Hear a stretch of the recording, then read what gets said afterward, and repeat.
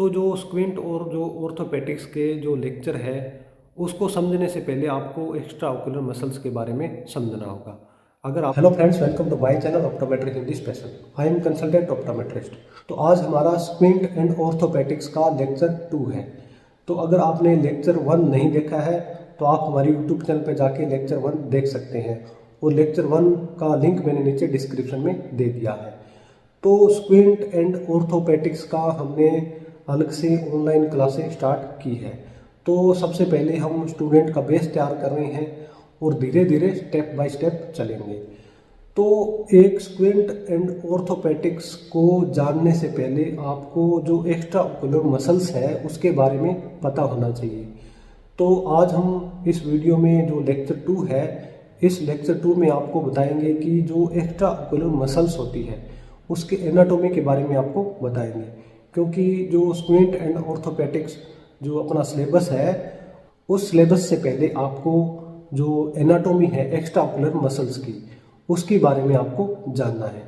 तो जब आप एक्स्ट्रा ओकुलर मसल्स की एनाटॉमी के बारे में आपको अच्छे से नॉलेज हो जाएगा तो उसके बाद में जो आगे के टॉपिक होंगे स्क्विंट के, तो उसमें आपको कोई प्रॉब्लम नहीं आएगी।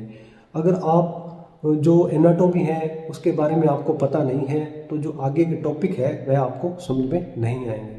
तो आपको एनाटॉमी समझनी पड़ेगी। तो जो एक्स्ट्रा ओकुलर मसल्स होती है तो 4 रेक्टिस मसल्स होती है और 2 ऑब्लिक्यू मसल्स होती है। 4 रेक्टिस मसल्स यानी कि सुपीरियर रेक्टिस मसल्स, इंफीरियर रेक्टिस मसल्स और लेटरल रेक्टिस मसल्स और मिडिल रेक्टिस मसल्स। तो यह 4 रेक्टिस मसल्स होती है और 2 ऑब्लिक्यू मसल्स होती है, एक सुपीरियर ऑब्लिक्यू मसल्स और एक इंफीरियर ऑब्लिक्यू मसल्स।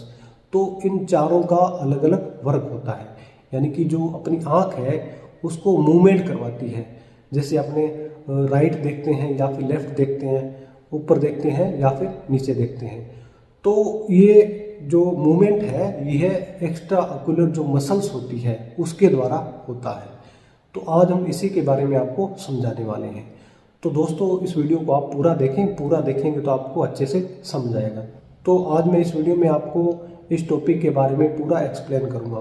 तो मैं कोशिश करूंगा आपको समझाने की कि आप जल्द से जल्द जो एनाटॉमी है इसको समझ जाएं। दोस्तों टॉपिक शुरू करने से पहले आप लाइक का बटन दबा के अपनी अटेंडेंस लगवा लें। और अगर आप इस यूट्यूब चैनल पर नए हैं और अभी तक आपने हमारी यूट्यूब चैनल को सब्सक्राइब नहीं किया है तो आप हमारी यूट्यूब चैनल को सब्सक्राइब कर लें और बेल आइकन को भी दबा लें ताकि हमारी आने वाली नई वीडियो की नोटिफिकेशन आपको मिल जाए। तो चलिए अब मैं आपको जो एनाटॉमी है उसको एक स्क्रीन पे समझाता हूँ। तो फ्रेंड्स चलिए मैं आपको स्क्रीन पे बताता हूँ कि जो एनाटॉमी है एक्स्ट्रा ओकुलर मसल्स की, anatomy of extra ocular muscles. तो आज मैं आपको जो एक्स्ट्रा ओकुलर मसल्स है उसके एनाटॉमी के बारे में पूरा डीपली आपको समझाता हूँ कि क्या इसकी एनाटॉमी है। तो जो स्क्विंट और जो ऑर्थोपेडिक्स के जो लेक्चर है उसको समझने से पहले आपको एक्स्ट्रा ओकुलर मसल्स के बारे में समझना होगा। अगर आपको एक्स्ट्रा ओकुलर मसल्स की एनाटॉमी के बारे में पता नहीं है तो जो स्क्विंट और जो ऑर्थोपेडिक के जो टॉपिक है वह आपके समझ में नहीं आएंगे। तो यह हमारे जो ऑर्थोपेडिक्स की जो क्लासें हैं उसका लेक्चर 2 है। तो लेक्चर 2 में आपको पूरा एनाटॉमी के बारे में एक्सप्लेन कर दूंगा मैं आपको। तो ये जो आप जो डायग्राम देख रहे हैं, इस डायग्राम के द्वारा मैं आपको जो एक्स्ट्रा ओकुलर मसल्स है उसके एनाटॉमी के बारे में समझाता हूँ। तो ये जो आप डायग्राम देख रहे हैं, ये पहला डायग्राम, तो यह ऑर्बिट का डायग्राम है और जो ऑर्बिट है उसके अंदर आईबॉल होती है। तो ये जो आप देख रहे हैं एलपीएस मसल्स है, सुपीरियर ओब्लिक्यू मसल्स है, इन्फीरियर ओब्लिक्यू मसल्स है, सुपीरियर रेक्टिस मसल्स है, मीडियल रेक्टिस मसल्स है, लेटरल रेक्टिस मसल्स है और इन्फीरियर रेक्टिस मसल्स है। तो ये जो मसल्स होती है उनका वर्क क्या होता है। तो जब हम अपनी आँख को मूवमेंट करते हैं तो ये जो मसल्स होती है, जो मूवमेंट होती है वह मूवमेंट इन मसल्स के द्वारा होती है। तो जो सुपीरियर है या फिर इंफीरियर है, लेटरल है या फिर जो मिडल है, तो इनके द्वारा जो आँख की मूवमेंट होती है। तो जब अपने ऊपर देखते हैं, नीचे देखते हैं, इधर देखते हैं और इधर देखते हैं, तो ये जो मूवमेंट हो रही है यह रेक्टिस मसल्स के द्वारा ही हो रही है। तो ये जो आप ऊपर देख रहे हैं एलपीएस मसल्स, तो यह एलपीएस मसल्स होती है जो रेड कलर में आप देख रहे हैं, इसको एलपीएस मसल्स कहते हैं। और जो येलो कलर की आप देख रहे हैं इधर से होके और ये पूरा आई बॉल पे आती है, तो इसको बोलते हैं सुपीरियर ओब्लिक्यो मसल्स। उसके बाद में है इन्फीरियर ओब्लिक्यो मसल्स। इन्फीरियर होती है ये नीचे, तो उसके बाद में है इन्फीरियर होगी है सुपीरियर रेक्टिस। तो ये जो आप ये मसल्स देख रहे हैं तो ये होती है सुपीरियर रेक्टिस मसल्स। उसके बाद में है मिडल रेक्टिस मसल्स, मिडल होती है ये। और लेटरल रेक्टिस मसल्स, लेटरल रेक्टिस मसल्स होती है ये। और इन्फीरियर रेक्टिस मसल्स होती है ये नीचे, ये होती है इन्फीरियर रेक्टिस मसल्स। तो ये मसल्स होती है एक आई की मूवमेंट करवाने में। तो दूसरा जो डायग्राम आप देख रहे हैं ये होती है ऑर्बिट, तो आपको समझने में थोड़ा आसानी हो जाएगी। ये है दूसरा डायग्राम। तो ये जो ऑर्बिट है पूरी, वो ऑर्बिट के अंदर ही ये आई बॉल है, ये आई बॉल का स्ट्रक्चर है। तो ये जगह होती है, उसको बोलते हैं annals of Jin. Annals of Jin होती है जहाँ से जो मसल्स होती है वह ऑर्गेनेट होती है, उसको एनल्स ऑफ जिन बोलते हैं। तो ये है एनल ऑफ जिन। तो ऊपर आप ये जो मसल्स देख रहे हैं ये सुपीरियर रेक्टिस मसल्स है और ये इन्फीरियर रेक्टिस मसल्स है, और यह मिडल रेक्टिस मसल्स है और यह लेटरल रेक्टिस मसल्स है। तो नीचे मैं आपको डायग्राम और दिखाता हूँ। तो नीचे दो डायग्राम है, इसके द्वारा मैं आपको और बताता हूँ।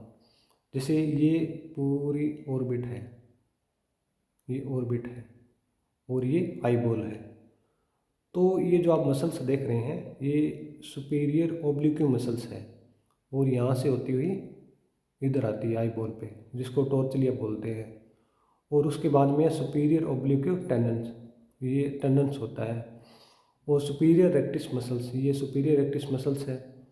और ये है लेटरल रेक्टिस मसल्स, और ये जो है ये इन्फीरियर रेक्टिस मसल्स है, और ये इन्फीरियर ओब्लिक्यू मसल्स है, और ये कॉमन टेंडन्स रिंग होती है। तो ये जो डायग्राम है लेटरल, ये नीचे देख रहे हैं आप, lateral view of the right I, यानी कि जो राइट आई है ये है राइट आई, उसका लेटरल व्यू है। और ये एंटीरियर व्यू है राइट आई का, जो राइट आई है उसका जो एंटीरियर व्यू है फ्रंट का, सामने का। तो इसमें आप देख रहे हैं ये होती है सुपीरियर रेक्टिस मसल्स, और ये होती है इन्फीरियर, और ये होती है मिडल, और यह होती है लेटरल रेक्टिस मसल्स। और ये नीचे जो इन्फीरियर ओब्लिक्यू है, और इधर है सुपीरियर ओब्लिक्यू मसल्स। और ये टॉर्चलिया है यहाँ पे, ये जो एरो के निशान है ये इसकी मूवमेंट है।